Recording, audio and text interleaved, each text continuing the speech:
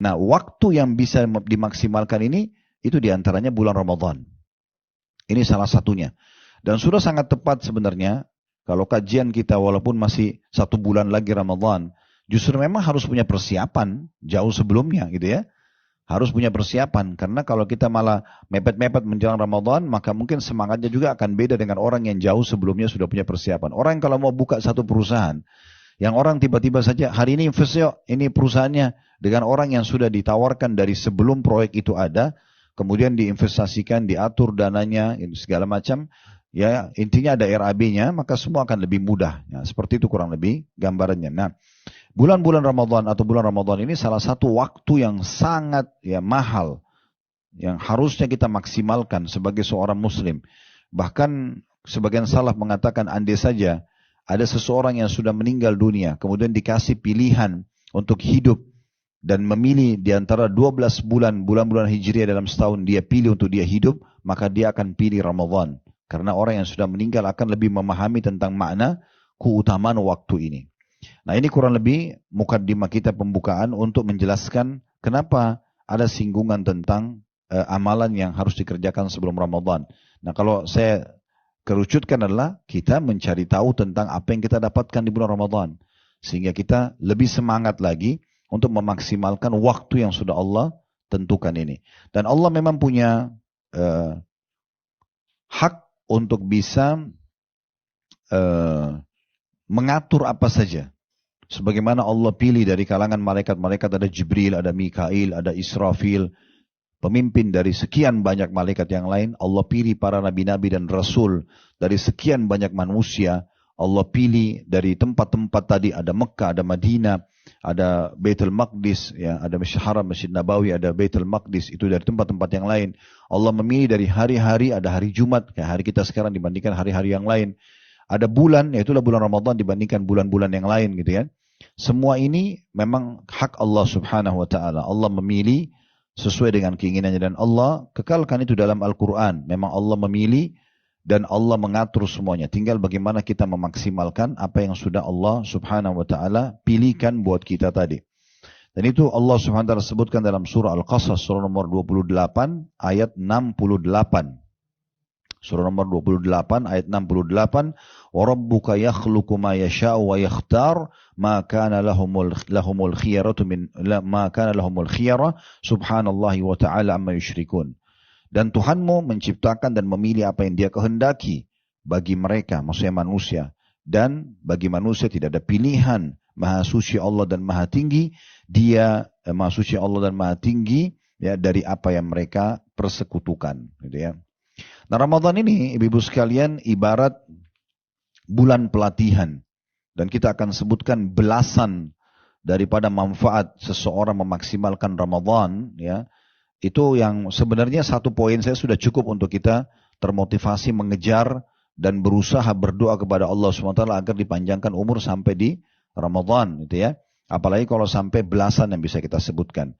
Jadi Ramadan itu ya, memang dia banyak sekali yang akan diberikan manfaat-manfaat, diantaranya sebenarnya seperti ibaratnya kalau perusahaan itu, saya yakin kalau di sini ibu-ibu yang punya perusahaan tidak asing, semua staf kita, walaupun dia cum laude di kampusnya, tamatan terbaik misalnya bagian akunting, manajemen atau apa saja, itu biasanya setelah 6 bulan, 1 tahun bergabung di perusahaan, 2 tahun, pasti ada upgradingnya. Dia harus ikut pelatihan-pelatihan lagi untuk meningkatkan skillnya. Gitu kan? Jadi tidak cukup teori yang dipelajari di kelas gitu ya, di kampus dulu. Tetap pengalaman lapangan itu akan membuat butuh upgrading. Nah, kita sekarang makanya biasa perusahaan punya pelatihan-pelatihan. Nah, dikirimlah stafnya untuk pelatihan, ada dalam negeri ada luar negeri. Tujuannya agar dia bisa mendatangkan hal yang lebih baik buat perusahaan. Nah, seperti itulah. Nah, bulan Ramadan diibaratkan seperti itu. Dia kayak bulan pelatihan. Ya, bagaimana kita sebenarnya setiap tahun mengupgrade diri kita ya dan meningkatkan hal-hal yang baik terutama dalam ibadah kepada Allah Subhanahu wa taala. Jadi Ramadan itu untuk bekal kita 11 bulan ke depan. Ramadan akan datang lebih tinggi lagi. 11 bulan ke depan sampai kita bertemu dengan Allah Subhanahu wa taala dalam kondisi lebih sempurna dari sisi iman dan juga amal saleh. Nah, seperti itulah. Nah, bulan Ramadan ini memiliki banyak sekali poin-poin, dari saya bilang belasan, coba kita singgung ya, yang harusnya memang salah satunya saja sudah bisa menjadi motivasi besar kita untuk mengejar dan terus berdoa kepada Allah SWT agar bisa sampai di bulan Ramadan. Dan nanti kalau tiba Ramadan pun kita masih hidup dengan izin Allah SWT, jangan disia-siakan. Karena ini bulan sangat luar biasa, terkhususkan gitu ya. Banyak khususnya atau khasnya yang tidak ada di bulan-bulan lain. Yang pertama, bulan Ramadan adalah bulan turunnya Al-Quran. Yang dimaksud dengan bulan turunnya Al-Quran, bukan hanya sekedar kita kenang, oh Al-Quran turun pernah pertama di bulan Ramadan. Karena Al-Quran itu turun bertahap semua ayat-ayat dan surahnya selama 23 tahun, ibu-ibu sekalian. 13 tahun di Mekah, dikenal surah-surah yang turun di sana dengan surah-surah Makkiyah, atau yang turun di Mekah, dan 10 tahun fase Madinah, itu juga turun dikenal dengan surah-surah Madaniyah.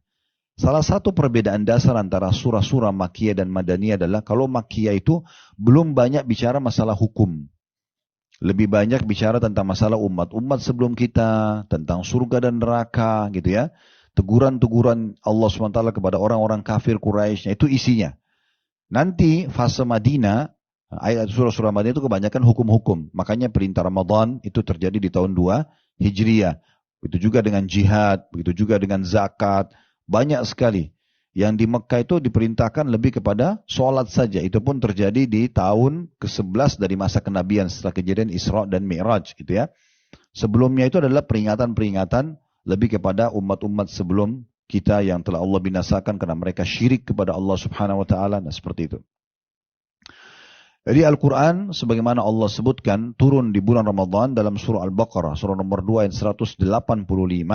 Syahrul Ramadan alladhi unzila fihi al-Qur'anu hudan linnasi wa bayyinatin minal huda wal furqan.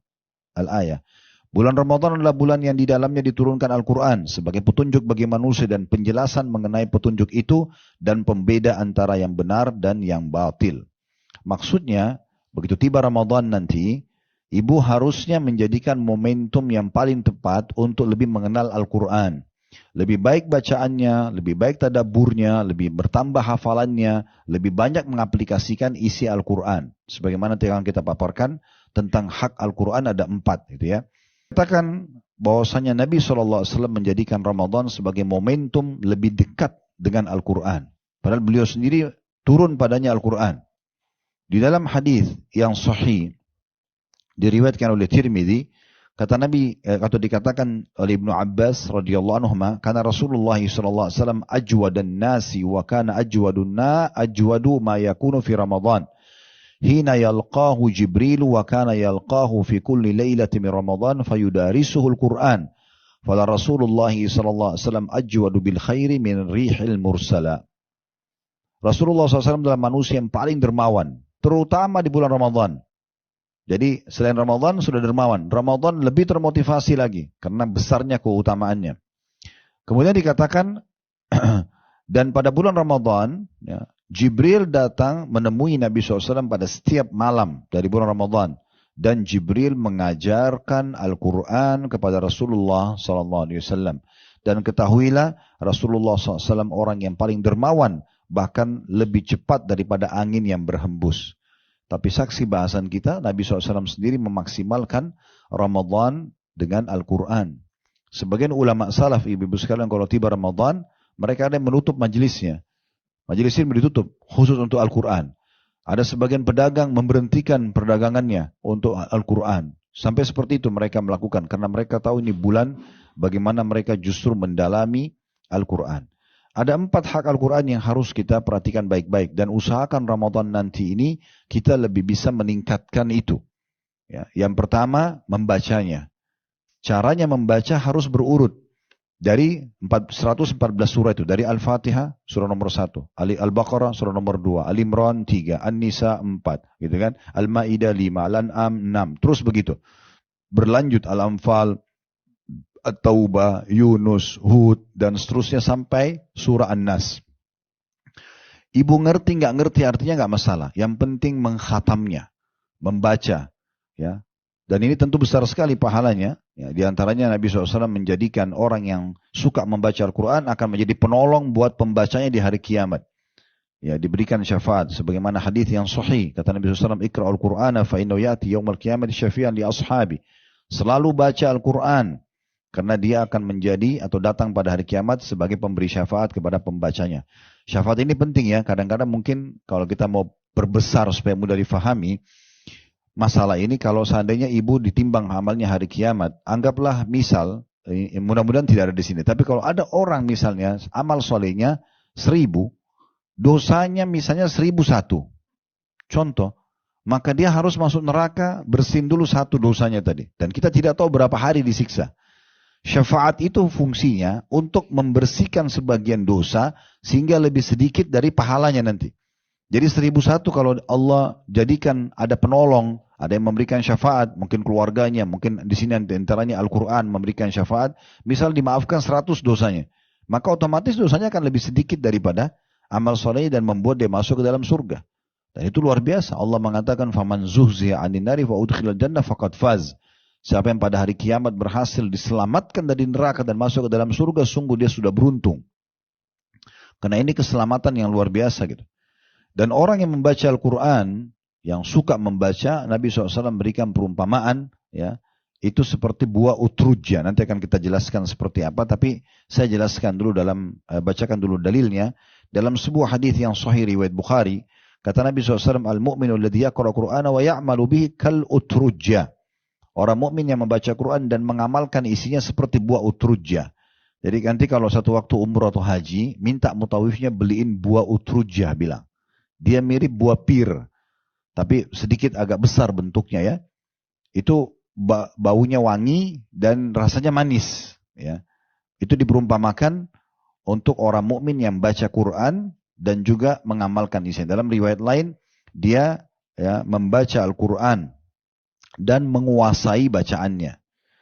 Ta'muhu tayyib wa rihuha tayyib. Ta'muha tayyib wa rihuha tayyib. Rasanya manis dan juga baunya wangi. Saya lihat di beberapa hotel di Mekah itu ada disiapin buah itu. Dia mirip-mirip pir sedikit, cuma bentuknya agak beda ya. Itu buahnya. Ya. Atau mungkin ibu bisa ketik nanti di Google ya, buah utrujja, keluar gambarnya itu ya. Nah ini perlu kita beli dan coba buah ini supaya kita buktikan memang perkataan Nabi SAW benar. Saya makan sendiri memang sangat manis ya. Sangat manis itu. Kemudian dikatakan wal mu'minu alladhi la yaqra'u Qur'an wa ya'malu bihi katamra ta'muha thayyib wa la riha laha. Dan orang mukmin yang membaca Al-Quran tapi tidak mengamalkan isinya. Riwayat lain tidak menguasainya. Atau dia terbata-bata dalam membacanya. Maka dia seperti buah kurma yang tidak ada baunya tapi rasanya tetap manis karena keimanannya, gitu ya. Dan orang-orang dalam riwayat lain dikatakan orang-orang yang baca Quran dan akhirnya karena rutinnya baca sehingga mahir membacanya, benar bacaannya, itu kedudukannya sama dengan malaikat. Kata Nabi SAW di dalam hadis yang sahih diriwayatkan Muslim, "Al-mahiru bil Qur'ani ma'as safaratil kiramil bararah." Orang-orang yang lancar membaca Al-Quran akan bersama dengan para malaikat yang mulia. Ya. Dan senantiasa taat kepada Allah. Walladhi yaqra Qur'ana wa yatata'ta'u fihi wa huwa 'alaihi syaqun lahu ajran. Dan orang mukmin yang baca Quran walaupun dia terbata-bata tapi tetap dia berusaha membacanya, maka akan diberikan 2 pahala. Belum lagi hadis yang sudah kita tahu, masyhur sekali hadis riwayat Tirmidzi, "Man qara harfan min kitabillah falahu bihi hasanah." Siapa yang baca satu huruf Al-Quran akan dicatatkan 1 pahala baginya. Wal hasanatu bi asyri amthaliha. Dan 1 pahala itu dilipat gandakan 10 kali lipat. Wala aqulu alif lam mim harf. Kata Nabi SAW, saya tidak katakan alif lam mim 1 huruf. Tapi alifun harfun, lamun harf, wa mim harf.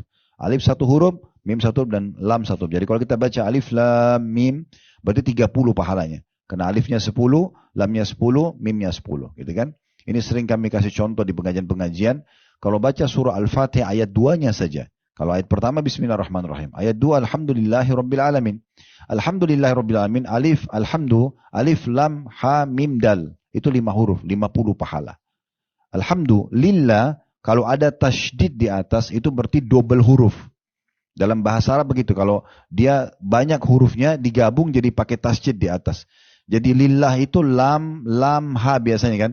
Itu 2 lam, harusnya 3 lam dia. Karena 3 lam ini terlalu banyak, digabung jadi 1, jadi lam yang kedua pakai tasydid. Jadi lam, lam, lam, 3 dengan H berarti 40 pahala. Alhamdulillah saja itu sudah 90 pahala. Alhamdulillah 50, lillah itu 40. Rabbi sama, ada tasydidnya. Akar katanya ini hurufnya itu rababah, 2 baknya. Tapi karena agak berat kalau itu digabungin jadi satu, jadi Rob, ya. Rabbil alamin. Rob berarti 3 huruf, ya. Berarti tadi 90 tambah 3 sudah 120. Alamin, alif, lam, ain, alif, lam, mim, ya, nun. Ini 8 huruf. Berarti kita kalau baca alhamdulillah itu 200 lah. Itu baru alhamdulillah belum yang lainnya. Maka jangan disia-siakan. Ini kami selalu sarankan. Ibu lagi di mobil, ulangin aja surah yang dihafal, nggak masalah. Kata Nabi SAW, siapa yang membaca Al-Ikhlas 10 kali dalam sehari, dibangun baginya atau untuknya istana di surga. Susahnya apa ini baca Al-Ikhlas gitu kan?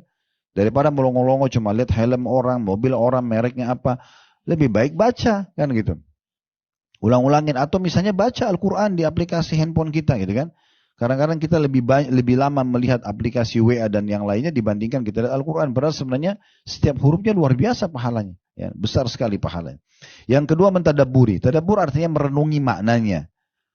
Memahami sebab turunnya, baca tafsirnya gitu ya. Itu tadabbur namanya. Allah berfirman dalam surah Muhammad, surah nomor 47 ayat 24. Surah nomor 47 ayat 24, surah Muhammad, afala yatadabbaruna al-Qur'ana am ala qulubin akfaluha. Maka tidakkah mereka menghayati Al-Quran atau hati mereka sudah terkunci. Ya.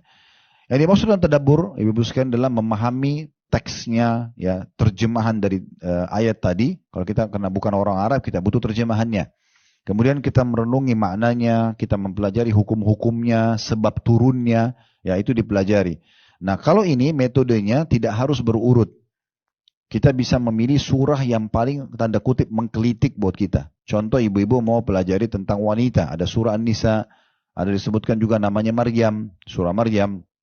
Tentang keluarga ada Al-Imran, keluarganya Imran, Imran ayahnya Maryam alaihissalatu wassalam. Mau belajar tentang nabi-nabi, ada surah Hud, Yunus, Yusuf, ya, Ibrahim, kan itu ada Muhammad alaihissalam, ada surah-surah. Ada kemudian kalau mau nama-nama hewan ada Al-Fil, gajah, ada Al-Ankabut, laba-laba, ada An-Naml, semut, ada An-Nahl, lebah. Kenapa Allah namakan? Nanti kita akan mendapatkan ilmu dari situ, ya. Usahakan kalau bisa perharinya minimal 10 ayat ditadabburi. Boleh misalnya ibu pilih dibagi setiap habis sholat wajib 2 ayat aja. Jadi subuh 2 ayat, duhur 2 ayat, asar 2 ayat, maghrib 2 ayat, isya 2 ayat. Berarti 10 ayat per hari. Karena para sahabat mengatakan kami tidak pernah melewatkan 10 ayat Al-Quran kecuali kami sudah bisa membacanya, kami memahami maknanya dan kami menghafalnya. 10 ayat saja. Milih misalnya dari surah apa? Misalnya dari 114 surah. Ibu lihat daftar isi Quran yang paling menarik. Surah Al-Ankabut. Kok Allah sebut laba-laba? Kenapa nih? Nah, terus dibaca. Mulai dari ayat-ayat pertamanya, 10 ayat. Baca ayat, baca terjemahan. Kan sekarang Al-Quran juga sudah ada. Karena ditambah di sampingnya sebab turunnya, ya. Atau pendapat para, ya, sebab nuzul biasa. Kalau hadis sebab urut. Misalnya dia, apalagi pendapat ulama tafsir apa. Nah, itu penting. Nah, itu namanya tadabbur, ya. Yang ketiga menghafalnya. Menghafal juga sama, metodenya mirip dengan tadabbur. Ibu nggak harus berurut dari Al-Fatihah, Al-Baqarah, Al-Imran sehingga 114 surah. Itu bisa, tapi bisa dengan metode yang lain. Ibu cari surah yang paling ibu suka. Mengkritik bagi ibu, surah Maryam, saya ingin tahu nih kenapa ada nama Maryam disebutkan misalnya. Mulai dari surah Maryam aja, hafal di situ. Kemudian diulang-ulangi dalam sholat. Diulang-ulangi dalam sholat. Sholat qobliyah, sholat ba'diyah, sholat duha, sholat malam, sholat taubat, diulang-ulangi, gitu kan? Dibaca hafalan kita, sehingga nanti hafalan itu akan berbekas dengan sendirinya. Kalau kita baca atau kita hafal 10 ayat per hari, dan sama metode tadabbur tadi, berarti habis sholat wajib 2 ayat saja. Subuh 2, duhur 2, asar 2, maghrib 2, isya 2. Satu hari berarti 10 ayat. Al-Quran itu ada 6.000 sekian ayat, ibu-ibu sekalian. Kalau satu hari kita hafal 10 ayat, kali 1 bulan, 30 hari kita punya 300 ayat. Kali 1 tahun kita punya 3.600 ayat. Kurang dari 2 tahun sebenarnya kita sudah bisa menjadi seorang hafid Quran. Ya. Tapi kita harus memulainya. Kadang-kadang syaitan membebankan kita seakan-akan itu berat sekali. Padahal sebenarnya keutamanya besar. Di antara keutamaan orang yang menghafal Al-Quran, disebutkan di dalam hadis riwayat Tirmidzi, kata Nabi SAW, yaji'ul Qur'anu yawmal qiyamah fayaqulu ya Rabbi hallihi fayulbasu tajal karamah. ثم يقول يا ربي زده فيلبس حلة الكرامة ثم يقول يا ربي ارض عنه فيرضى عنه فيقال له اقرأ وارقى وتزاد بكل آية حسنة. Al-Quran akan datang pada hari kiamat lalu dia akan berkata kepada Allah. Al-Quran bicara dengan Allah. Kita tidak tahu bagaimana bentuknya, tapi yang jelas seperti ini penyampaian Nabi SAW yang kita imani. Ya Allah, Quran berkata kepada Allah, berikanlah orang yang sudah menghafalku ini, ya orang penghafal ini, perhiasan. Lalu Allah memberikan kepada seorang hafidh Quran mahkota kemuliaan. Al-Quran lalu meminta lagi kepada Allah, mengatakan yang kedua kali, ya Allah tambahkan untuknya. Lalu dia diberikan pakaian perhiasan kemuliaan. Jadi sudah pakai mahkota yang indah, pakai juga baju yang indah gitu ya. Lalu Al-Quran masih mengatakan lagi, ya Allah ridholah padanya. Keridhaan Allah ini berarti luar biasa, pelipat gandaan pemberian derajat dan segala macam. Maka Allah pun meridhoinya. Lalu dikatakan kepada hafidh Quran tersebut, bacalah dan naiklah, akan ditambahkan untukmu pahala dari setiap ayat yang kamu baca. Riwayat lain, satu ayat, satu derajat di surga. Sebagian ulama menanggapi hadis ini sambil mengatakan, jumlah tangga surga untuk sampai ke derajat tertinggi itu sejumlah ayat Al-Quran. Sejumlah ayat Al-Quran. Jadi 6.000 sekian gitu ya. Itu kalau orang menghafalnya dan sering mengulanginya, berarti dia akan sampai ke derajat tertinggi. Yang terakhir, yang keempat, mengamalkan isinya. Jadi kita mengamalkan isi-isi Al-Quran. Perintah-perintah yang ada di dalamnya, larangan-larangannya. Karena memang ini adalah sebuah kewajiban. Makanya Aisyah waktu ditanya, kaifa kana khuluqun Nabi SAW, bagaimana akhlak Nabi SAW dalam bermuamalah, kata Aisyah, kana khuluqul Quran. Akhlaknya Nabi Al-Quran. Jadi Nabi terapkan Al-Quran dalam kehidupannya. Itu yang pertama, tentang turunnya Al-Quran. Jadi jadikan Ramadan momentum untuk belajar Al-Quran, lebih dekat dengan Al-Quran, lebih memahami makna-maknanya. Jangan sudah sekian tahun kita dapat Ramadan sama aja. Gitu. Tidak, bahkan ada orang tidak pernah mengkhatam, tidak pernah membaca, tidak peduli, sayang sekali gitu ya. Kalau tahun-tahun sebelumnya ibu nggak pernah mengkhatam Quran walaupun cuma sekali, nanti targetkan Ramadan ini sambil berdoa kepada Allah untuk bisa mengkhatamnya. Dibuatlah programnya. Sehari saya harus baca berapa ayat nih supaya saya bisa khatam dalam tiga bulan, dalam 1 bulan misalnya. Satu hari 1 juz, dipecah lagi 1 juz itu. Dipecah di setiap habis sholat 5 waktu misalnya. Saya harus baca berapa lembar sehingga selesai 1 juz 1 hari. Bisa lebih banyak, alhamdulillah. Imam Syafi'i rahimahullah itu bisa mengkhatam Al-Quran di bulan Ramadan 60 kali. Ya. Itu bukan jumlah yang kecil. Mungkin ada yang mengatakan, kok bisa?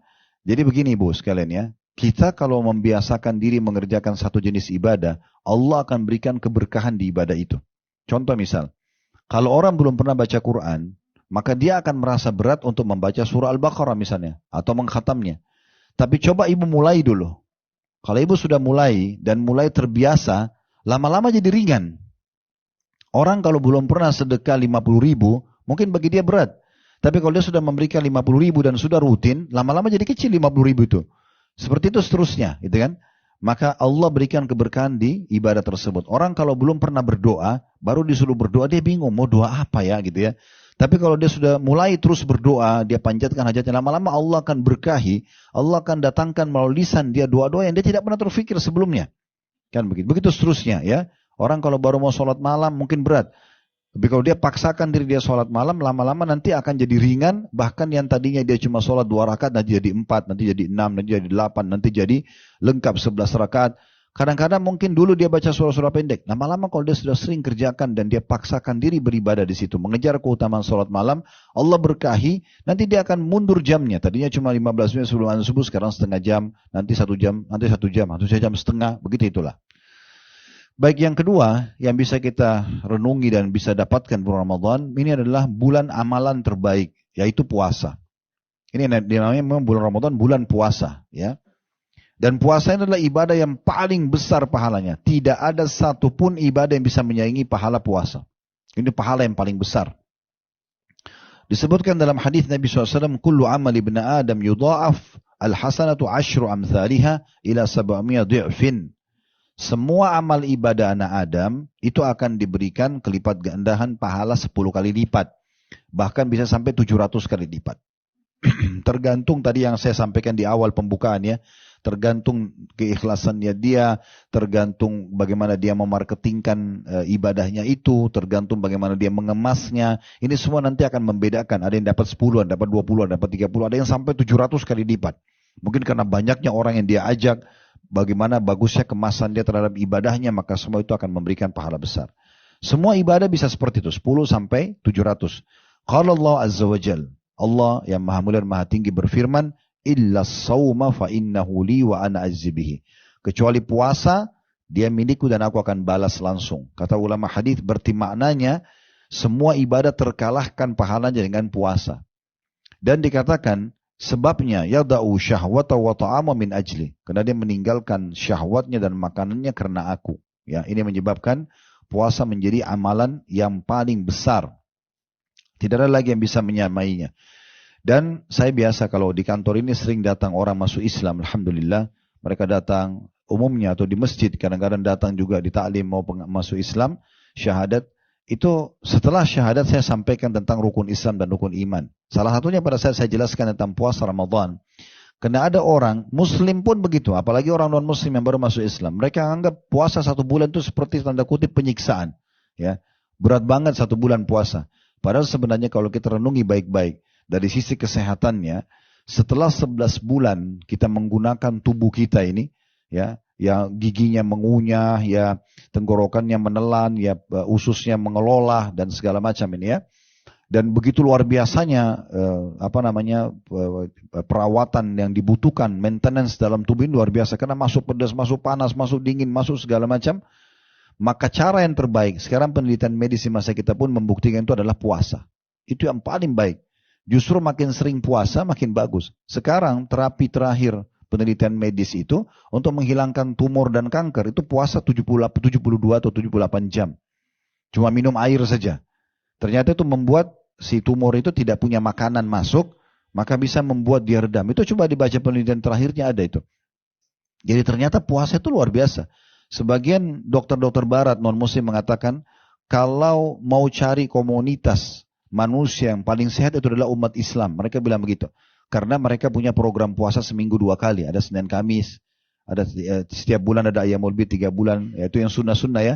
Dan setahun sekali puasa Ramadan. Dan itu. Makanya tidak ada orang meninggal karena puasa. Dan itu. Semuanya sehat-sehat saja. Bahkan kita kalau puasa itu subhanallah karena usus kita mulai lagi di terapi itu ya. Kayak kalau mobil itu baru diservis. Itu kalau mobil habis keluar dari bengkel di servis, gasnya cuma ditekan sedikit pelan, tetap sudah cepat lari di jalannya, mesinnya juga halus. Seperti itu sebenarnya tubuh kita kalau Ramadan itu. Sampai Nabi SAW mengingatkan kita supaya jangan jadikan justru buka puasa dan sahur itu ajang balas dendam gitu ya. Karena ada orang begitu kalau mau buka puasa macam-macam disiap. Tapi tidak dimakan juga akhirnya mubazir. Atau sahur tak ketakutan dia nanti kelaparan akhirnya dia makan banyak. Apa kata Nabi SAW? Sebaik-baik makanan seorang muslim pada saat buka puasa dan sahur, dua-duanya adalah kurma. Saya lihat penelitian tentang kurma. Satu kurma, walaupun sebenarnya itu membahas masalah kurma ajwa ya. Ada satu dokter namanya Dokter Daim di Mesir, orang muslim. Dia suka mempertemukan antara ilmu medis, penelitian ilmiah yang ada walaupun dari negeri barat, dengan Al-Quran dan juga hadis Nabi SAW. Di antaranya dia pernah bahas di channelnya, tapi sayang berbahasa Arab. Tentang apa hikmahnya, kenapa Nabi SAW suruh kita makan 7 butir kurma ajwa pagi hari. Dan Nabi mengatakan, siapa yang memakan 7 butir kurma ajwa Madinah di pagi hari, dia akan selamat dari semua jenis racun dan sihir. Gitu kan? Kenapa 7 butir kurma bisa sampai luar biasa dahsyatnya, menyelamatkan semua jenis racun dan juga sihir. Waktu corona kemarin, saya buat satu kajian, itu judulnya Corona dan Solusinya. Di antaranya mengkonsumsi kurma. Ternyata penelitiannya itu dari orang-orang non-muslim yang mengadakan penelitian. Mereka adakan penelitian buah-buahan pada saat tiba di kurma. Mereka menemukan ternyata 1 butir kurma itu bisa memenuhi 7% dari nutrisi tersehat yang dibutuhkan oleh tubuh kita. Jadi kalau makan 7 berarti sudah 49% kebutuhan hari itu sudah terpenuhi. Sisa kita isi 51%. Sedikit lagi makan sudah cukup gitu kan. Nah seperti itulah.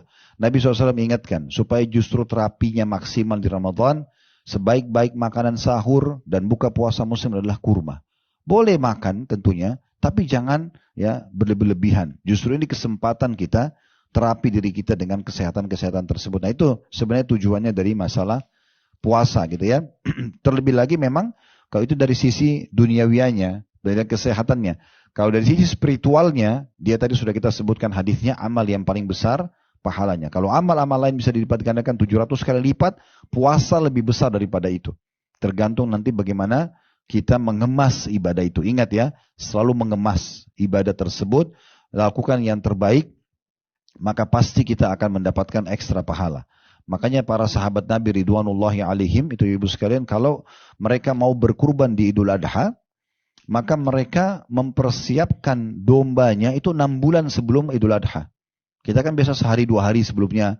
Mereka 6 bulan, mereka sengaja gemukin domba itu, mereka rawat, supaya nanti pada saat disembelih maksimal. Sampai begitu mereka buat kemasannya gitu ya. Bagaimana supaya maksimal dalam beribadah kepada Allah Subhanahu wa taala. Jadi ini bulan puasa, bulan kesehatan, bulan maksimal pahalanya gitu ya. Kemudian yang ketiga, bulan pengampunan, pembersihan dosa-dosa masa lalu. Ini pemutihan kalau bahasa kita biasa di perusahaan, diputihkan kesalahannya. Bagaimana gembiranya seorang staf di perusahaan kalau buat kesalahan, lalu perusahaan mengadakan pemutihan. Ada mungkin pemerintah pemutihan pajak, pemutihan apa. Tidak ada lagi tuntutan yang datang kepada dia. Nah, itu bahasa agama kita pengampunan, dibersihkan dosa. Berarti kalau pembersihan dosa terjadi, nggak ada hukuman, dan semua fasilitas kembali. Nah seperti itu. Makanya kisah Nabi Adam alaihissalam, beliau waktu dia mengatakan kepada Allah dalam satu riwayat, ini kami jelaskan di Tabligh Akbar serial Nabi kemarin di Blok M ya. Itu salah satu riwayatnya dia mengatakan, ya Allah, bukankah engkau menciptakan aku dengan kedua tanganmu, bukankah engkau meniupkan ruh yang kau ciptakan kepadaku, bukankah begini dan engkau masuk aku dalam surga, dan seterusnya. Semua Allah mengatakan iya.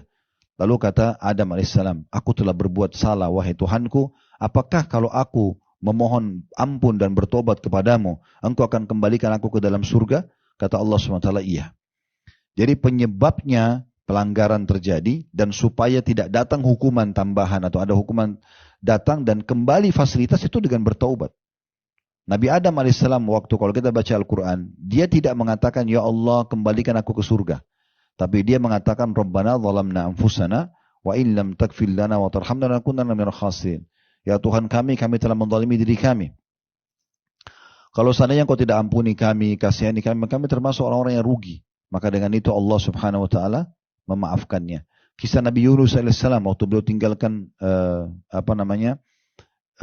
Nainawa, negeri yang dia ditugaskan untuk berdakwah di Irak gitu ya. Semua nabi-nabi itu akadnya dengan Allah, ibu sekalian, tidak boleh tinggalkan lokasi dakwah sebelum ada perintah. Semua begitu, walaupun sampai dibunuh sama kaumnya. Makanya Nabi Yahya dibunuh oleh kaumnya. Ya. Karena tidak ada perintah Allah untuk meninggalkan lokasi, walaupun sampai mati. Tapi Nabi Yunus waktu itu tergesa-gesa. Beliau datang ke negeri Nainawa dan beliau termasuk nabi yang bukan dari Nainawa sendiri. Ada sebagian nabi itu yang memang dari negeri itu diutuskan untuk berdakwah. Kayak Nabi SAW dari Mekah berdakwah di Mekah itu awalnya gitu kan. Tapi kalau Nabi Yunus bukan dari negeri lain, maka penduduk Nainawa menolak. Gak mau beriman. Nabi Yunus berdoa, ya Allah tolong berikan aku lokasi lain. Allah belum jawab. Tapi Nabi Yunus tergesa-gesa. Beliau tinggalkan lokasi Nainawa dengan harapan dapat lokasi baru. Ternyata itu pelanggaran. Melanggar akad dengan Allah. Allah masukkan dalam perutnya ikan paus, kisah yang masyhur. Apakah pada saat, apa yang Nabi Yunus lakukan pada saat itu? Boleh baca, la ilaha illa anta subhanaka inni kuntu minadh dhalimin. Allah kabulkan dengan memohon maaf seperti ini, diputihkan kesalahannya, maka apa yang terjadi? Allah keluarkan dari perut ikan paus, hukumannya berhenti, plus Allah kembalikan dia ke Nainawa, tapi Nainawa waktu itu 100.000 orang penduduknya lebih, semuanya beriman kepada Nabi Yunus.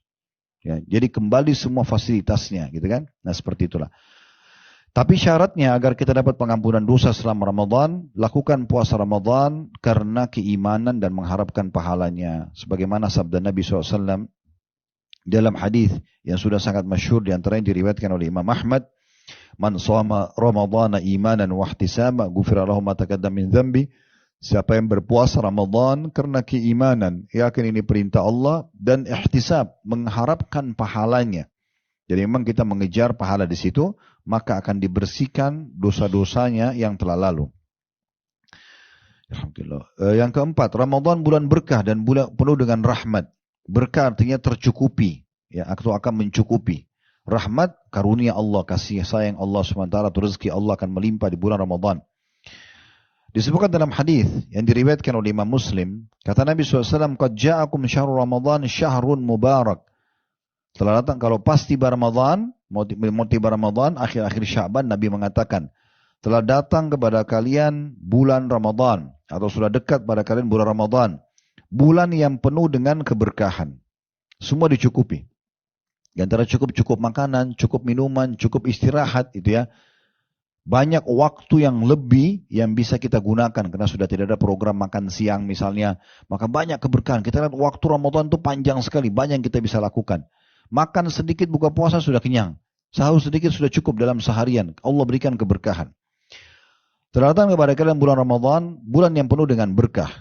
Iftaradallahu alaikum siyamah. Allah mewajibkan kalian berpuasa padanya. Fihi yuftahu abwabul jannah. Dalam Ramadan itu dibuka pintu-pintu surga. Wa yughlaqu fihi abwabul jahim. Ditutup pintu-pintu neraka. Wa taghallu fihi syayatin. Dan dibelenggu semua syaitan-syaitan. Fihi lailatun khairum min alfi syahr. Di dalamnya ada bulan, ada hari lebih baik daripada 1000 bulan. Man hurima khairaha fakat hurim. Siapa yang terharamkan dari kebaikan Ramadan, Ramadan juga nggak jadi baik, nggak jadi lebih dekat dengan Allah, nggak panen pahala banyak, nggak dibersihkan dosanya, maka dia telah terharamkan dari semua kebaikan. Jadi orang itu paling rugi. Makanya dalam riwayat yang lain dan disahihkan oleh Syekh Albani, disebutkan oleh Al-Mudhir dalam kitab Targhib Tarhib beliau, Nabi SAW naik di mimbar lalu mengatakan amin, amin, amin 3 kali. Waktu turun dari mimbar, kata para sahabat, ya Rasulullah, kami dengar Anda bilang amin, belum pernah kami dengar sebelumnya.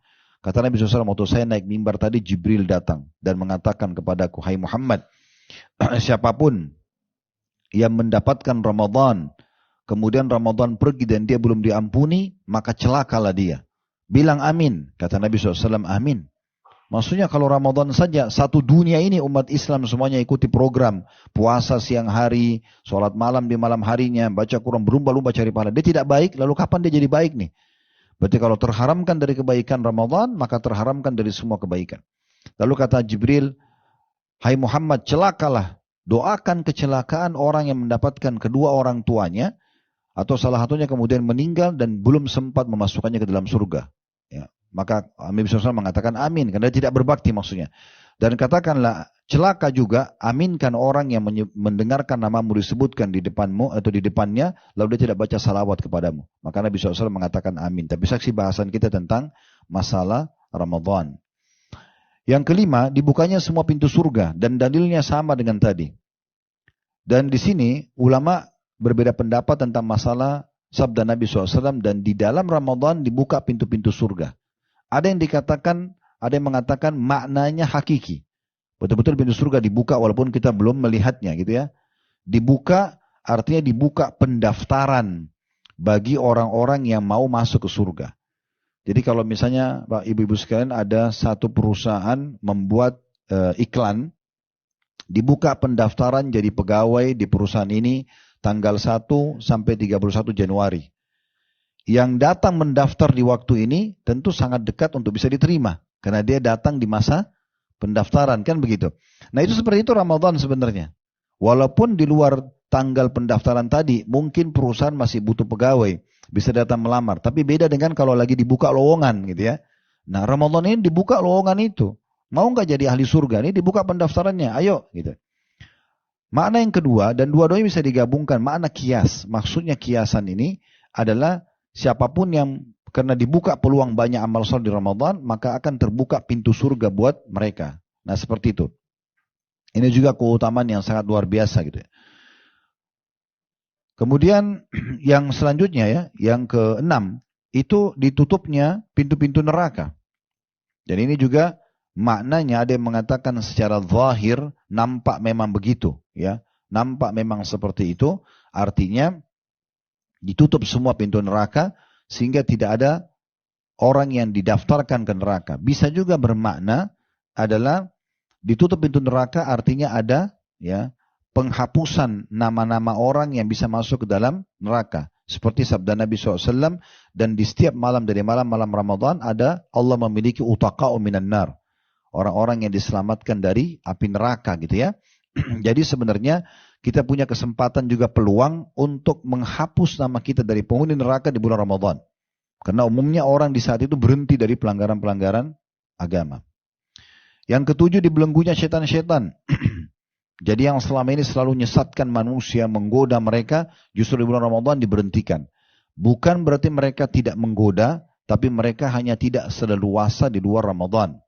Dalam hadis yang lain, kata Nabi SAW, dan hadis ini diriwayatkan oleh Tirmidzi, "Idza kana awwalu lailatin min syahr Ramadan suffidatis syayatin wa maradatul jin." Apabila datang awal malam Ramadan, maka setan-setan dan jin-jin yang sangat jahat dibelenggu.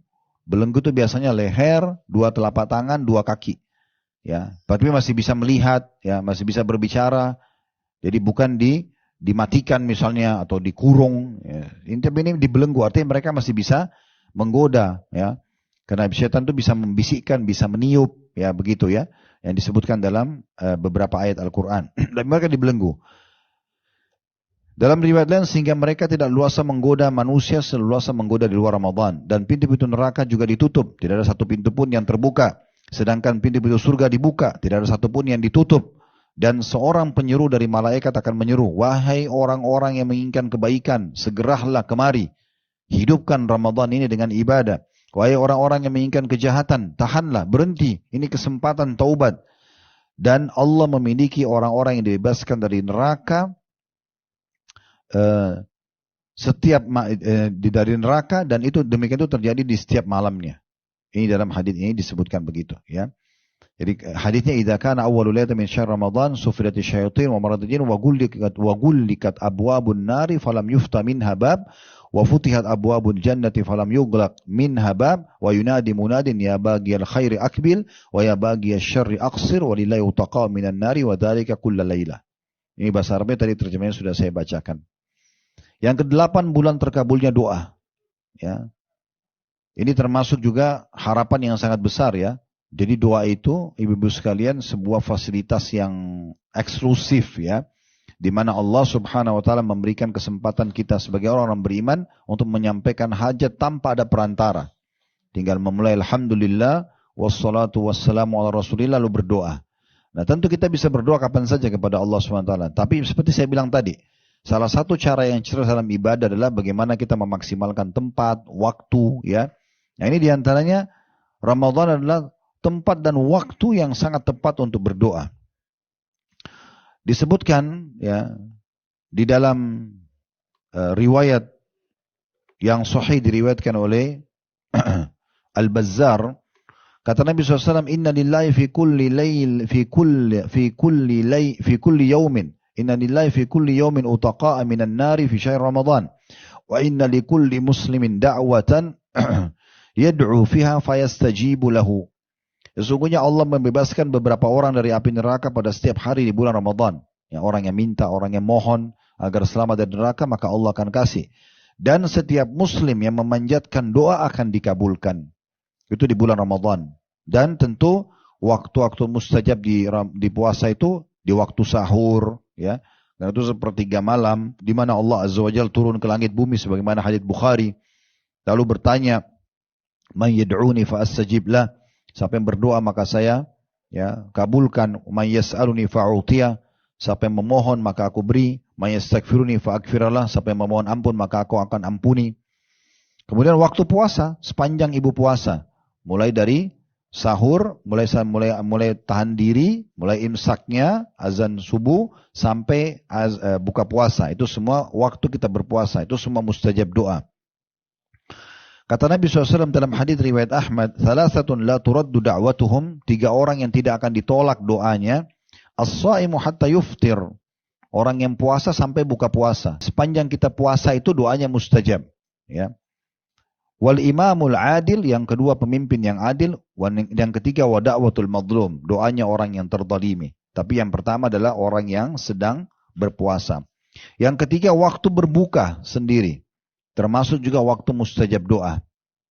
Jadi kalau betul-betul ibu tersibukkan dengan banyak aktivitas, nggak sempat berdoa selama seharian, jangan lupa berdoa pada saat buka puasa. Nggak apa-apa sambil Bismillah mulai makan kurmahnya, minum airnya misalnya, sambil mulai berdoa juga kepada Allah Subhanahu Wa Taala. Yang penting jangan lupa mulai dengan Alhamdulillah wassalatu wassalamu ala Rasulillah. Karena ini hukumnya kewajiban doa gitu ya. Kalau mau diijabah, memuji Allah, lalu baca salawat kepada Nabi SAW. Nah kalau waktu berbuka, hadisnya juga masyhur, ya diriwayatkan oleh At-Tirmidzi, kata Nabi SAW ada 3 golongan yang tidak ditolak doanya, di antara salah satunya was-shaim hina yuftir, orang yang puasa sampai dia berbuka puasa. Yang ke-9 yang ibu bisa dapatkan hanya ada di bulan Ramadan, tidak ada di bulan lain. Ibadah umroh yang ibu lakukan mendapatkan pahala haji. Sepanjang tahun kalau kita umroh, pahala umroh saja. Tapi kalau bulan Ramadan, itu pahalanya sama dengan haji. Dan kita tahu tentu haji mulia, lebih besar pahalanya daripada umroh. Tapi khusus umroh Ramadan, pahalanya sama dengan haji bersama Nabi alaihi salatu wassalam. Di dalam hadis yang cukup banyak, diantaranya hadis riwayat Bukhari, fa inna umratan fi Ramadan taqdi hajjatan ma'i. Ketahuilah bahwasanya umroh di bulan Ramadan itu akan menyamai haji plus bersamaku. Ya, seakan-akan kita haji bersama Nabi. Jadi itu pahalanya besar sekali. Jadi kalau ibu sekalian mampu haji, mampu umroh setahun sekali, jadikan Ramadan. Ya, kalau bisa beberapa kali tetap ada Ramadannya, gitu ya. Dan saya ingin berbagi di poin ini. Itu subhanallah hadis yang berbunyi bu, innamal a'malu binniyat. Semua sesuai dengan kadar niatnya, itu luar biasa efeknya. Ya, perkataan Nabi SAW. Semua sesuai dengan kadar niatnya. Itu luar biasa. Ya, kenapa? Karena ibu niat baik, Allah mudahkan. Ibu niat buruk, Allah mudahkan. Bukan Allah dukung dia. Tapi kalau dia maunya itu, ya sudah Allah mudahkan juga buat dia. Jadi kalau kita niat, saya mau umroh setahun 3 kali ya. Niatnya begitu, Allah kasih nanti. Kalau ya saya nggak usah deh umroh setahun sekali aja. Ya udah, sesuai dengan niatnya. Gitu kan? Itu Allah kasih. Saya mau haji tiap tahun ya. Walaupun belum ada uangnya. Tapi kita tulus niat sama Allah. Allah yang mudahkan. Nanti Allah punya cara. Kalau kita mau cari secara persentase ya. Mayoritas yang umroh haji itu orang tidak mampu loh. Mayoritasnya orang tidak mampu. Terbukti yang paling banyak terjual paket-paket murah itu. Ya. Jadi banyak orang tidak mampu. Kadang-kadang mereka nabung baru berangkat. Mayoritasnya itu persentase lebih besar mereka. Kenapa bisa? Niatnya. Mereka niat mau berangkat. Sayang sekali kalau orang mampu kemudian tidak diikuti dengan niat. Sehingga tinggal tersempurnakan niat itu dengan harta yang dia miliki. Apalagi di bulan Ramadan. Dan Nabi SAW menjamin orang yang suka umroh dan haji ini dalam hadis yang mulia. Tabi'u bainal haji wal umrah. Rutinkan haji dan umrah. Setelah umrah, umrah lagi. Setelah umrah, haji. Setelah haji, umrah. Rutin terus. Programkan itu. Nabi yang suruh. Tabi'u artinya rutinkan ya. فَإِنَّهُمَا يَنْفِيَانِ الْفَقْرَ وَالذُّنُوبِ. Karena keduanya haji dan umrah akan mengikis habis ya, kefakiran atau kesusahan hidup, kemiskinan dan dosa-dosa. Kama yanfirul kiru khabathal hadidi wadh-dhahabi wal fiddah. Sebagaimana buapan api, tiupan api ya. Pandai besi itu kalau dia mau bersihkan karat dari besi, dari emas, dari perak kan dia tiup tuh apinya pakai alat. Tiupan apinya itu buapan api, bagaimana menghilangkan karat, begitu juga umroh dan haji membersihkan kemiskinan dan dosa-dosa ya. Walaysa lil hajjatil mabrurati thawabun illal jannah. Tidak ada balasan haji yang mabrur kecuali surga. Nah, pahala haji kita bisa dapat dengan umroh di bulan Ramadan. Jadi 1 bulan penuh bisa ibu pilih. Saya sibuk sekali Ustaz. Sekarang program travel bisa ibu kalau mau berangkat hari ini pulang besok bisa. Berangkat Sabtu pulang Ahad bisa. Sangat mudah, gitu kan? Biasa kami tawarkan begitu di travel sama jemaah. Mau berangkat sibuk sekali, berangkat Jumat pulang Sabtu, berangkat Sabtu pulang Ahad. Mudah sekali. Ambil pesawat, biasanya ada Garuda pagi jam 9 pagi kalau nggak salah. Tiba sana tuh masih jam 5 sore. Karena mereka mundur 4 jam. Langsung masuk Mekah umrah, nginap sehari, besok bisa pulang. Artinya tidak ada alasan di masa kita sekarang untuk tidak meraih keutamaan ini, gitu kan? Besar sekali. Kalau masa dulu susah. Orang naik unta, orang mungkin lupakanlah unta. Masa-masa mungkin tahun 1900-an orang masih pakai kapal laut. Mungkin sebulan pergi, sebulan pulang, atau 2 bulan itu lama banget. Sekarang tektokan bisa 9 jam pergi, ya. Kemudian bisa pulang lagi. Karena itu mudah sekali. Yang ke-10, ini juga tidak dimiliki kecuali bulan Ramadan, yaitu adanya malam Lailatul Qadar. Lebih baik daripada 1000 bulan. Nggak ada di bulan lain ini, hanya bulan Ramadan. Kita sudah tahu tentang masalah itu. Ya. Allah berfirman dalam surah Al-Qadar, namanya surah Al-Qadar, surah nomor 97 ayat 1 sampai ayat 3, yang bunyinya inna anzalnahu fi lailatul qadar. Sungguhnya kami turunkan Al-Quran benar-benar pada malam kemuliaan. Itulah Al-Qadar tadi ya. Wa ma adraka ma lailatul qadar? Apakah kamu atau apa yang kamu ketahui tentang malam kemuliaan itu? Lailatul qadri khairum min alfi syahr. Malam kemuliaan itu lebih baik daripada 1000 bulan. Nanti akan kita maknakan itu ya. Dalam ayat yang lain Allah menyebutkan dalam surah Ad-Dukhan, surah nomor 44 ayat 3 yang bunyinya inna anzalnahu fi lailatin mubarakah inna kunna munzirin. Sesungguhnya kami benar-benar menurunkan Al-Quran pada satu malam yang diberkahi. Itulah malam Al-Qadr. Dan sungguhnya kamilah yang memberi peringatan.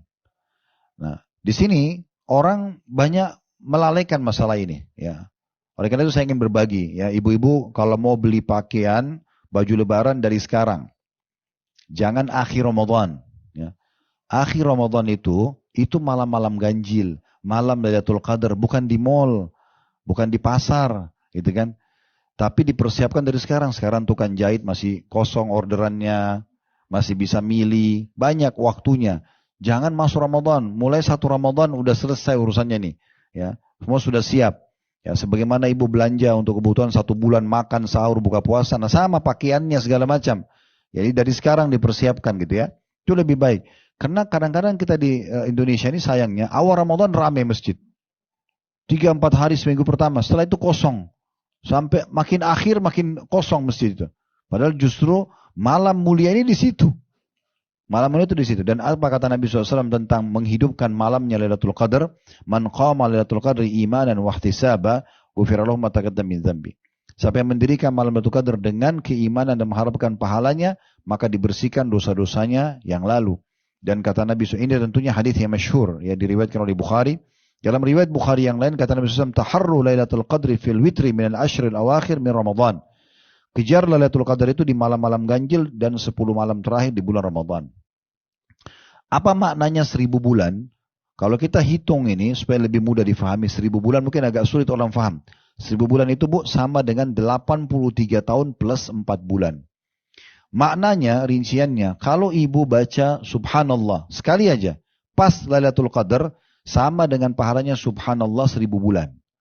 83 plus 4 bulan. Sedekah 1000 rupiah sama dengan sedekah 1000 bulan. Sholat malam sama dengan 1000 bulan. Terus begitu. Semuanya dilipat gandakan seperti 1000 bulan. Ini nggak ada kecuali di Ramadan. Maka maksimalkan. Ini juga kalau kita korelasikan dengan tadi umroh Ramadan. Kalau ibu bisa ambil yang akhir Ramadan itu lebih tepat lagi. Sehingga bisa mengejar di malam-malam ganjil itu. Yang ke-11 ya ini bulan pelipat gandaan pahala. Kita bisa melipat gandakan tambahan pahala. Artinya, kalau puasa Ramadan kita bisa dapatkan 30 hari pahala puasa kalau udah 30 hari ya. Kita masih bisa mendapatkan pahala lebih dari itu. Ya, misalnya kita mau 60 pahala, 90 pahala, kelipatan 30 lah ya. Karena 30 hari Ramadan. Bagaimana caranya? Dengan membuka puasakan orang. Gitu ya. Ini selalu kita kejar. Buka puasakan orang. Ibu walaupun maaf lagi haid tetap bisa raih pahala ini. Ya, menyiapkan mungkin buka puasa buat suami atau masjid dekat rumah gitu. Biasanya itu saya tahunya di Indonesia itu ada bagus juga program ya. Sebagian Pak RT atau Bu RT biasanya buat program masjid atau marbu masjid gilirkan buka puasa dari rumah-rumah ya. Tapi ada sebagian keluarga yang unik nih. Begitu tiba gilirannya dia masih tanya, oh sudah giliran saya ya. Seakan-akan dia heran kenapa gilirannya tiba. Harusnya kalau bisa dari awal Ramadan, ibu sudah blok masjid dekat rumah, semua buka puasa dari saya ya. Nah, gitu itu benar. Atau kalau tidak bisa semuanya, kurmahnya aja. Kalau tidak bisa air mineral. Ini sering saya sampaikan kalau mau Ramadan, air mineral itu kan 1 dus isinya 48 gelas ya. Antara 25.000 sampai 20.000 sampai 30.000 saja harganya. Kalau kita bisa nyumbang 1 hari 1 dus air mineral saja, misal. Dan itu dikasih 1 orang, kalau Ramadan kan orang semua buka puasa di masjid. Maka diminum oleh 48 orang, artinya hari itu kita dapat 49 puasa. Kita satu dengan 48 orang lain. Karena waktu Nabi SAW sampaikan hadis tentang man fattara sha'iman, Siapa yang buka puasakan orang yang puasa, kana lahu mithlu ajri ghaira annahu la yanqus min ajri sha'imin syai'a. Dia akan mendapatkan pahala seperti orang yang dia buka puasakan tanpa dikurangi sedikit pun. Ada sahabat yang nyeletuk gini, ya Rasulullah, tidak semua orang bisa buka puasain orang. Bayangkan sahabat ini mungkin yang seperti kita bayangkan, nasi lengkap sama segala macam, mungkin satu porsi bisa 50.000. Kalau mau dapat satu masjid 1.000 orang, banyak banget misalnya perharinya.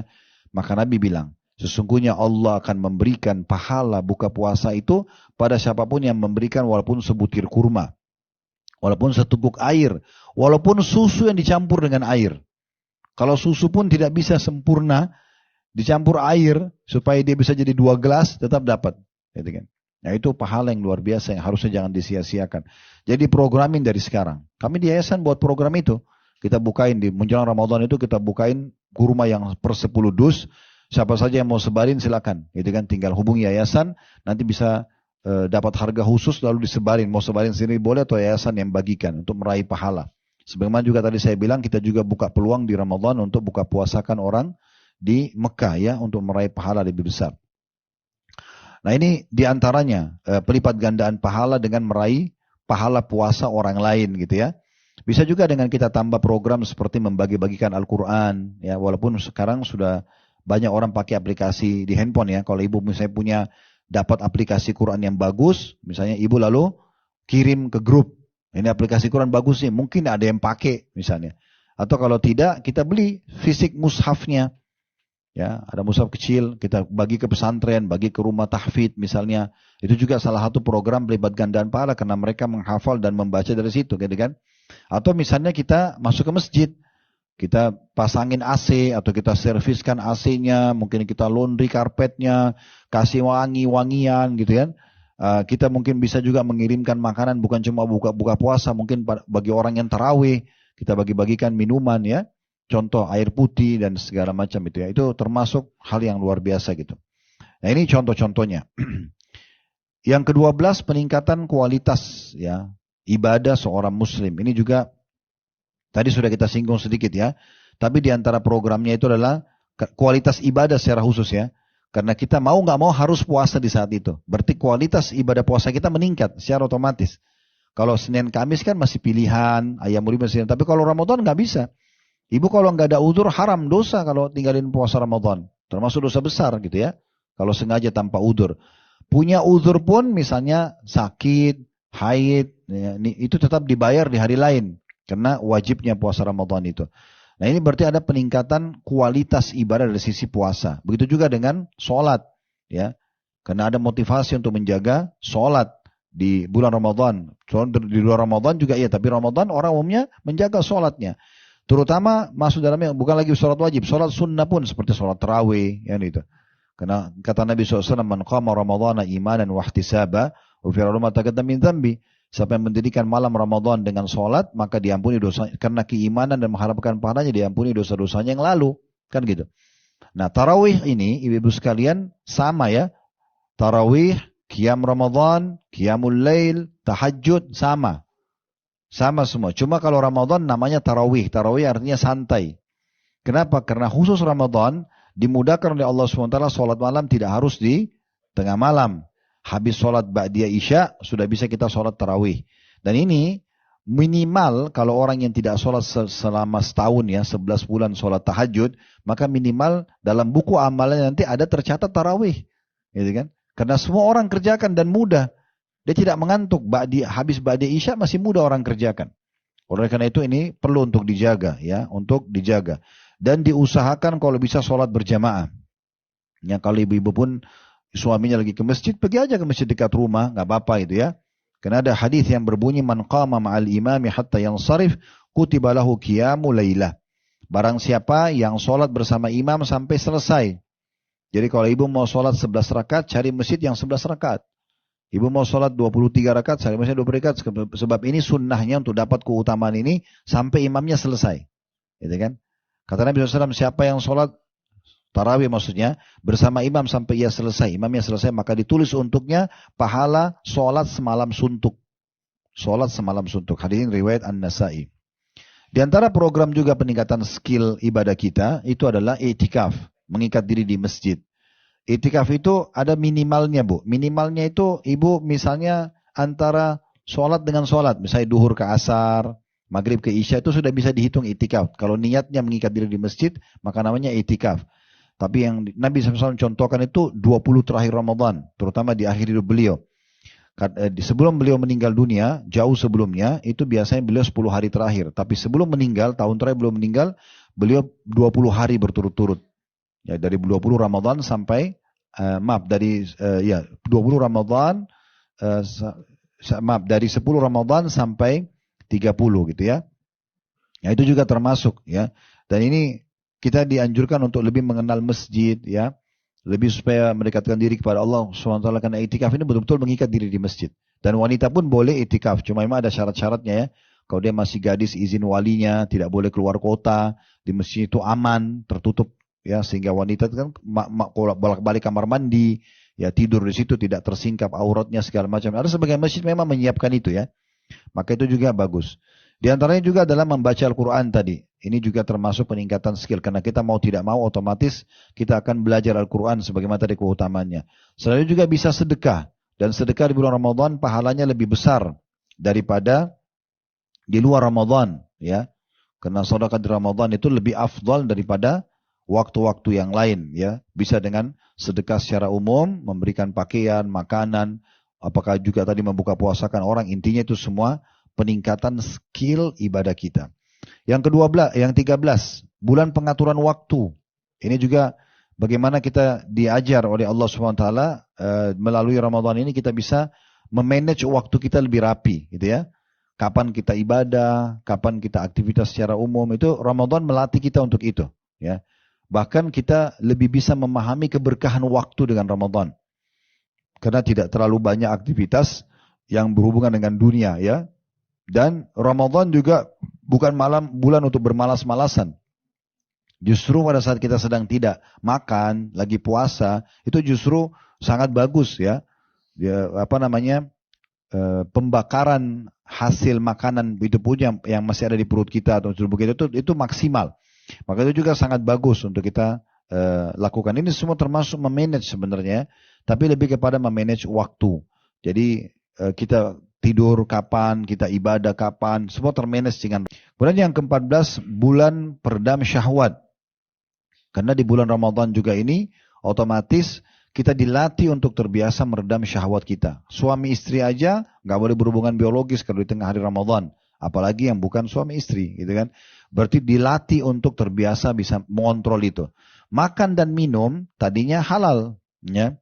Untuk kita, tetapi di masa puasa kita kontrol, nggak boleh makan dulu. Ini kan berarti ada satu pendidikan yang Allah SWT berikan kepada kita untuk bisa meredam syahwat tersebut. Ya. Dan juga Nabi SAW mengatakan dalam hadis riwayat Bukhari, "Idza asbaha ahadukum yawman sha'ima fala yarfuth wala yajhal." Barang siapa di antara kalian yang tiba di pagi hari dalam kondisi berpuasa, maka jangan dia berkata jorok. Tidak boleh bertutur kata yang tidak baik. Itu juga pelatihan yang luar biasa. Dan tidak boleh dia bersikap bodoh. Ya. Maksudnya pelanggaran di sini ya. Fa in imru'un syatama wa qatal falyakul inni shaim. Kalau ada seseorang yang mengajaknya bertengkar, maka dia tinggal mengatakan aku sedang puasa. Ini berarti memang ada ya peredam syahwat dan hal-hal yang bisa membawa pada pelanggaran. Emosi pun kita disuruh untuk mengontrol. Dan ini adalah keutamaan yang ke-15. Bulan peredam emosi. Biasanya emosi itu ya sikap-sikap dan karakter terbentuk juga dari makanan Bapak Ibu sekalian ya. Jadi kalau orang misalnya ibu 2 hari puasa misalnya atau 3 hari puasa, bedakan karakter kita dan bawaan kita dengan kalau tadi sebelumnya kita nggak puasa, kita makan terus. Itu ada pengaruhnya ya. Jadi kadang-kadang kalau ibu misalnya 2 hari puasa atau ayam lebih 3 hari puasa, terus tiba-tiba merasa kok saya lebih tenang ya, saya tidak lebih emosional. Itu memang kena pengaruh makanan yang tidak banyak masuk. Itu pengaruhnya besar sekali. Sementara memang banyak penyebab penyakit-penyakit berat seperti stroke, ya, darah tinggi, itu kan emosi. Makanya waktu seorang datang kepada Nabi SAW mengatakan, ya Rasulullah wasiatkan saya, maksudnya supaya saya bisa bahagia, tentram hidup, gak punya masalah sama orang, la taghdab, Jangan kau emosional. Apalagi Rasulullah, la taghdab. Sampai 3 kali. Apalagi Rasulullah, la taghdab. Jangan kau emosi. Nah dalam hadis lain, la taghdab walakal jannah. Jangan kau emosi, maka bagimu surga. Yang ke-16, bulan kepedulian. Bagaimana kita dilatih bulan Ramadan peduli dengan orang. Karena dengan Ramadan kita jadi tahu kalau yang selama ini kita kaya selalu melimpah-limpah makanan dan minuman. Ramadan karena kita harus puasa sebulan kita terlatih untuk merasakan bagaimana susahnya orang kalau lapar dan haus. Sebenarnya itu memunculkan kepedulian. Ya. Oleh karena itu kalau di akhir Ramadan kita disuruh zakat fitrah sebelum sholat id. Itu tujuannya. Kata Nabi SAW dalam hadis ya, yang diriwayatkan oleh Abu Daud. Ibnu Abbas berkata, farada Rasulullah SAW zakat al-fitr. Rasulullah SAW mewajibkan zakat fitrah. Tuhratun lis-saimi minal lagwi wal rafathi. Wa tu'matan lil masakin. Ya, untuk mensucikan orang yang puasa tadi dari perkara sia-sia, mungkin selama puasa ada hal yang salah dia lakukan atau perbuatan keji, dan sekaligus untuk memberi makan kepada orang-orang miskin. Man addaha qabla salati fahiya zakatum makbulah. Siapa yang mengeluarkan sebelum salat Idul Fitri, maka dia zakat yang diterima. Wa man addaha ba'da salati fahiya shadaqatun minas shadaqat. Siapa yang mengeluarkan zakat niat zakat fitrahnya itu setelah sholat id, maka itu terhitung sedekah secara umum. Jadi ibu harus memberikan zakat fitrahnya jauh sebelum sholat id. Ya. Biasanya yayasan sosial banyak terima ya. Akhir Ramadan sudah ibu keluarkan. Nah itu cara hitungnya zakat fitrah semua kena. Termasuk janin kalau sudah 4 bulan di perut. Ya. Sudah bernyawa itu juga ada zakat fitrahnya ya. Orang sudah meninggal baru tidak ada. Dan yang bertanggung jawab adalah kepala rumah tangga. Misalnya dia seorang laki-laki punya istri, punya 3 orang anak, lalu masih ada bayi juga di perut istrinya, sudah 4 bulan, maka dia mengeluarkan zakat fitrah buat dia, istri, dan berarti 4 anaknya. 3 anak tadi sama 1 janinnya. Dan itu dihitung kurang lebih 2,5 kilo. 2,5 kilo beras atau makanan pokok. Dan ini dikeluarkan dalam bentuk makanan pokok ya. Yang ke-17, bulan pengaturan pola makan dan kesehatan. Mungkin kita bisa tutup dengan ini ya. Jadi ini juga mengatur pola. Jadi kita sudah bisa mengatur pola yang baik, ya. Terutama mengatur makanan. Contoh misalnya hadis Nabi SAW yang berbunyi diriwayatkan oleh Abu Daud. Maaf, diriwayatkan oleh Imam Bukhari dan Muslim ini. La tazalu ummati bi khairin ma'ajjalul iftar wa akharus sahur. Manusia senantiasa atau umatku senantiasa dalam keadaan baik, sehat, ya, selama mereka menyegerakan buka puasa dan mengakhirkan sahur. Jadi termasuk pengaturan pola hidup yang sehat. Jadi ibu kalau azan maghrib jangan tunda lagi. Tetap langsung buka puasa, menyegerakan buka puasa. Dan sunnah Nabi SAW buka puasa dengan kurma dulu. Disebutkan dalam riwayat yang sahih Nabi SAW berbuka puasa dengan rutab, kurma basah. Kalau tidak ada baru tamarat, kurma-kurma yang kering. Ya. Kalau tidak ada baru beliau ambil hasawat minal ma' atau min ma'. Beberapa teguk dari air putih. Jadi walaupun kita haus banget, usahakan kunyah kurma dulu sedikit, ya. Kurma yang lembut, kita kunyah sedikit baru kita minum air, ya. Karena seperti itu urutannya dalam riwayat yang baru saya sebutkan tadi. Dan berdoa sebelum azan atau sementara buka puasa nanti baru ya sudah buka puasa baru berdoa. Dan jangan lupa doa kita selalu dengan tangan kanan dan baca bismillah saja. Lalu kita buka puasa. Setelah kita minum air, ya, baru kita baca zahabadz dhama, telah hilang rasa haus di dahaga. Wabtalatil uruq, telah basah semua urat-urat. Wathabatal ajur insyaallah, dan tetaplah pahala itu. Ya, ini anjurannya para ulama dibaca justru setelah kita meneguk air, karena memang sesuai dengan makna daripada hadis tadi. Dan kata Nabi SAW, dan juga mereka umatku masih selalu dalam keadaan sehat selama mereka mengakhirkan sahur. Jadi ibu makan sahur setengah jam sebelum subuh, gitu kan. Jadi kita justru makin dekat azan makin bagus, karena akan membuat kita lebih tahan sampai buka puasa nanti. Walaupun sebenarnya yang perlu kita garis bawahi, hadis tadi yang saya bilang innamal a'malu binniyat, ya, semua sesuai dengan niatnya. Kalau ibu misalnya sahur lalu ibu berpikir gitu ya, dan ibu dalam hati tersirat, ya saya jam 11 sebentar lapar gak sih? Nanti jadi lapar benar. Karena dia niatnya sampai jam 11 gitu ya. Tapi kalau dia niatnya insya Allah saya akan bisa tahan sampai buka puasa. Sampai buka puasa pun Berapa kali mungkin di antara kita rasakan, saya sering rasakan, cuma makan kurma 2-3 butir, minum air, sholat, nggak ada, sampai habis terawih kadang baru makan. Oke-oke saja, karena memang niatnya seperti itu. Karena memang niatnya seperti itu. Allahu alam. Kalau tadi hadis yang menyebutkan tentang Nabi SAW buka puasa dengan rutabat, ya beberapa kurma yang basah, kemudian kalau tidak ada baru kemudian tumairat atau kurma-kurma yang kering. Kalau tidak ada, baru kemudian tegukan-tegukan air, itu hadis yang diriwayatkan oleh Abu Dawud. Allahu a'lam. Ini bahasan kita. Jadi kalau kita simpulkan sebenarnya untuk termotivasi mengerjakan sebuah ibadah adalah kita mengetahui keutamaan dari ibadah tersebut, dan karena kita ingin tahu amalan apa yang kita kerjakan sebelum Ramadan, justru ini yang kita lakukan. Kita belajar dan kembali mengingat kembali keutamanya supaya nanti kita sambut dengan baik dan kita bisa programin dari sekarang gitu ya. Alhamdulillah sudah kita selesaikan. Mudah-mudahan Allah SWT menerima semua hajat-hajat dunia akhirat kita. Allah terima seluruh amal-amal saleh yang pernah kita kerjakan dan juga akan kita kerjakan dengan pahala yang sempurna. Semoga semua dosa kita juga dimaafkan dan ditutupi oleh Allah Subhanahu wa taala. Allah tinggikan derajat kita dan Allah mudahkan kita, dipanjangkan umurnya selalu dalam ketaatan kepada Allah Subhanahu wa taala. Allah berikan Ramadan yang banyak ke depannya, maksimal yang Allah berikan kepada hamba-hambanya, dan sebagaimana Allah satukan kita di majelis ini, Allah juga satukan kita di surga Firdausnya tanpa hisab di hari kiamat nanti. Allahumma amin. Wa sallallahu nabiyana Muhammadin wa alihi wa sahbihi wa sallam wa akhir da'wan alhamdulillahi rabbil alamin. Subhanakallahumma bihamdika asyhadu an la ilaha illa anta astaghfiruka wa atubu ilaik. Wassalamualaikum warahmatullahi wabarakatuh.